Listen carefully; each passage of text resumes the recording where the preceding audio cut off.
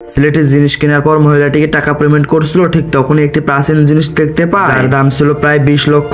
ছেলেটি মহিলাটিকে দাম জিজ্ঞেস করলে মহিলাটি বলে এর দাম $5000। এই কথা শুনে ছেলেটি মনে মনে বলে যে এর অরিজিনাল দাম তো $20 লাখ, মহিলাটি কেন $5000 বলছে, এই সুযোগ তো মিস করা যাবে না। ছেলেটি মহিলাটিকে বলার পর প্রাচীন জিনিসটি কিনে নেয় এবং তার ব্যাগের মধ্যে ঢুকে রাখে। এরপর ছেলেটি বলে যে আমি চলে গেলাম। এরপর সে একটি প্রাচীন দোকানে গিয়ে একজন বিশেষজ্ঞকে পরীক্ষা করতে দেয়। পরীক্ষা করার পর তিনি ছেলেটিকে বলেন যে এই জিনিসটি তুমি কোথায় পেয়েছো, এর দাম তো প্রায় $20 লাখ।